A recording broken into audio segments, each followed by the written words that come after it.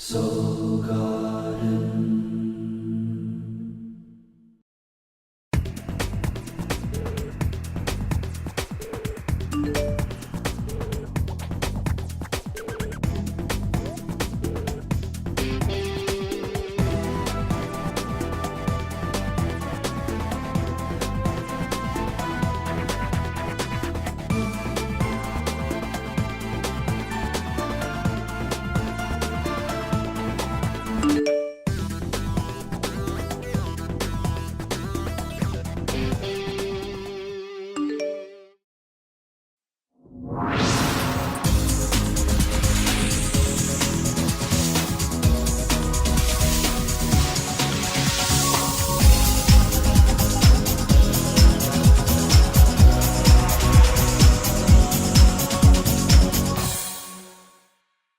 Namaste, and welcome to Soul Horoscopes Orbits Edition. From my webcam to yours, I'm Christopher Rayman Witecki, your astrologer, and I'm a soul biographer, here to help you put the pieces of your personal karmic story together.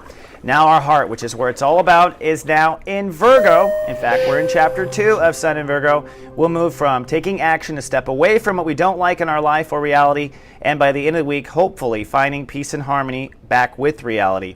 Mostly this is a health or reality change, and no matter what, you can expect change to happen in your life this week.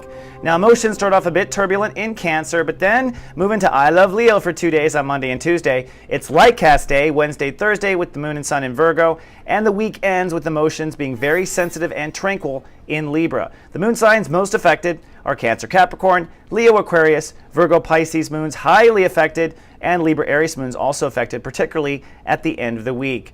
Now, looking at orbits, man, our chakras most affected starts at the solar plexus with the moon in Cancer, but then there's a whole party going on in the heart chakra, the sun, the moon, and now Mars is in Leo, so we now have our root chakra energy mixing with our heart chakra energy. The first thing that means is bow chicka bow wow. A whole bunch of Geminis are now being conceived, I can guarantee you that. But it also means it's hard for us to separate some of our ego initiative from our heart initiative, and I'll give you some clues on that here looking at the planets. It comes from this soul pyramid in water, this grand trine.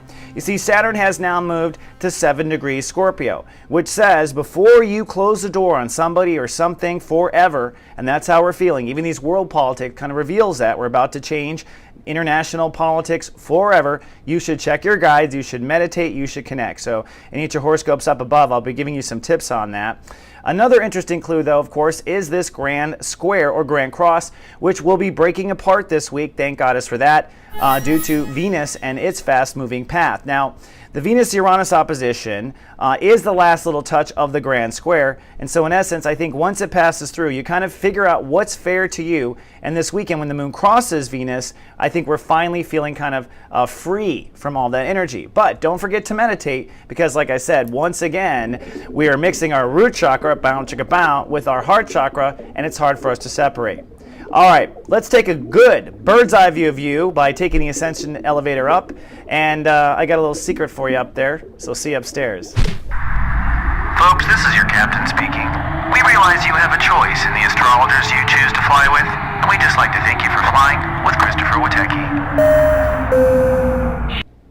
Hello, Magic Makers, and welcome to 33,000 feet for a bird's eye view of you. Well, welcome to Virgo energy, the opposite of you. You're in your official anti-birthday right now. This is for, of course, Pisces, but Pisces risings as well.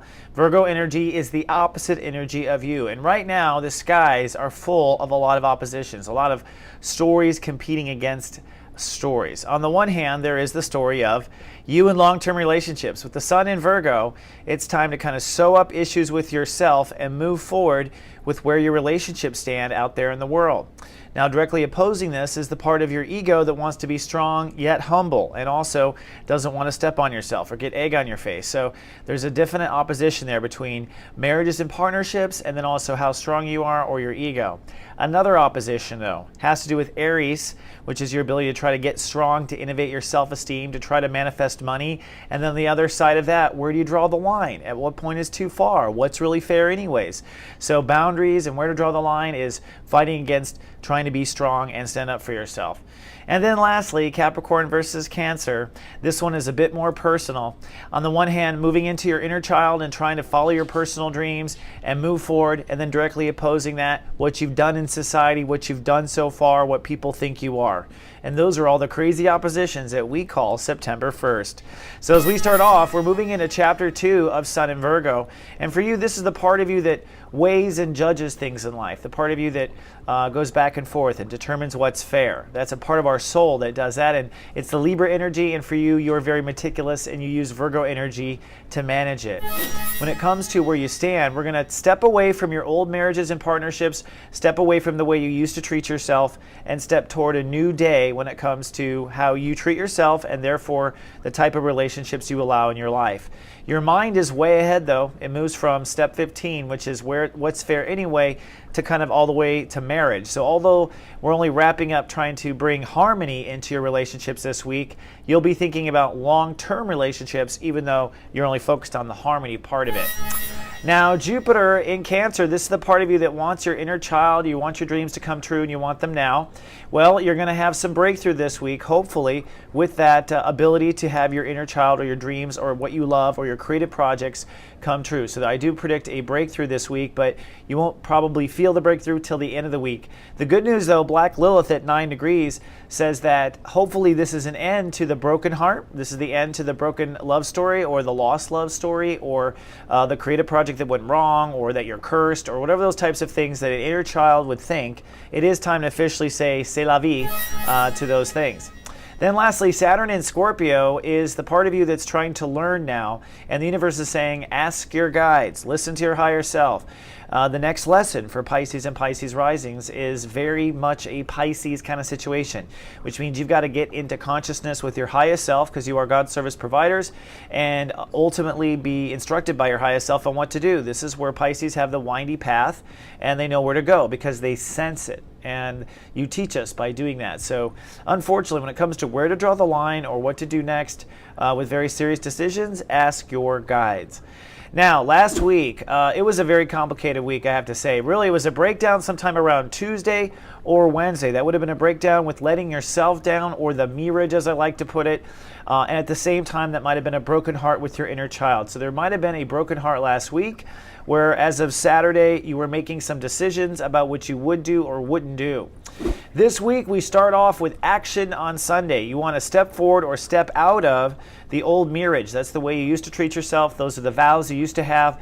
Did you show up for yourself? Did you not? Were you there for yourself in relationships? Did you let yourself be in a lonely marriage for 20 years? I mean, that's you letting you down. We tend to blame marriages or partnerships, but it's us. So stepping out of that part of you that doesn't serve you, and the moon is in Cancer, and so your inner child is feeling very much alive on Sunday as we move forward.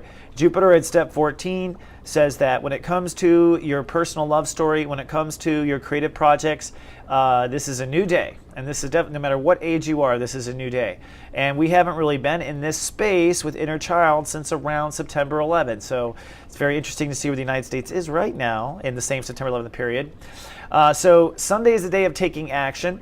On Monday, the moon moves into Leo. Now, what this means is emotions will shift out of inner child and get really hyper aware. So Monday and Tuesday are really hyper aware days where you're kind of feeling everything, every bump in the road. On Wednesday, this is light cast day, or Wednesday during the day. Jupiter rules the day on Wednesday, so hopefully you open up to new opportunities and to new potentials when it comes to the way you approach relationships.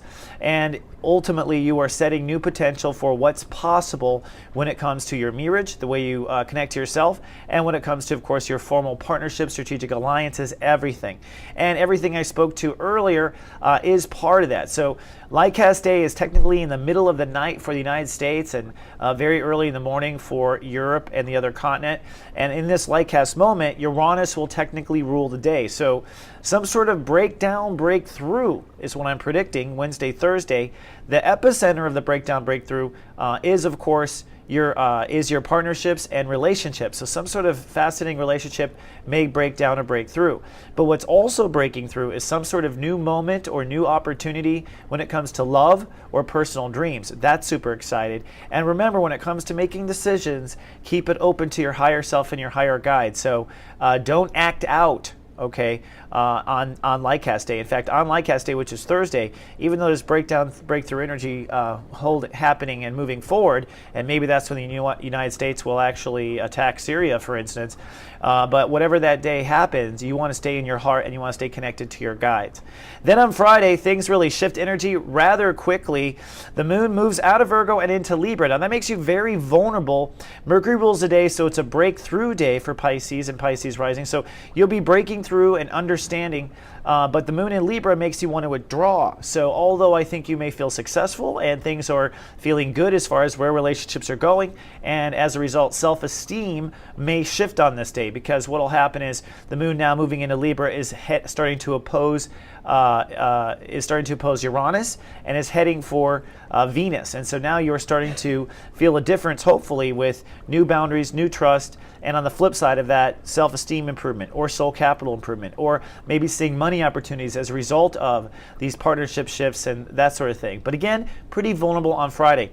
Then on Saturn Day, it's actually going to feel pretty groovy. I've got the yin-yang there because Venus rules the day. I think you will find that your heart and your mind aligns, which is what's super important. The moon is in Libra, and the moon is going to cross over Venus in the next 24 hours. So you're feeling Love Fest. It's going to be Love Fest Day, and we're going to be filling our hearts and feeling really joy. So it looks like if you do the work, especially setting the right intentions on Lightcast Day for the relationships you want, being flexible with your boundaries, asking your guides the whole time, by Saturday it looks like it could be a real groovy outcome. All right. So one last thing, coming back down to Earth, I've got some very good news. This week I'm releasing the Act 3 orbit reports. This will be covering Virgo, Libra, and Scorpio, the most powerful quarter actually of 2013. The most powerful changes will happen in this 3 months. This is a 20-minute video that you can download for $9.99 and is available starting on Wednesday. Jumpstart the Heart is a seminar that I teach where I help you step in your heart in 90 minutes. It's kind of like a class. It's on webcam. A lot of people really love it. I recommend you come on down if you need to open up that heart and get on board with personal dreams and whatnot. It is also available, and everything that I do is available at soulmart.me. All right, Pisces, namaste. I'm so grateful for you tuning in week after week. Stand there. Do not accept any relationship that is not on your level and not what you're worth or what you put out there. I'll see you in 7 days with more. Until then, live, love, be.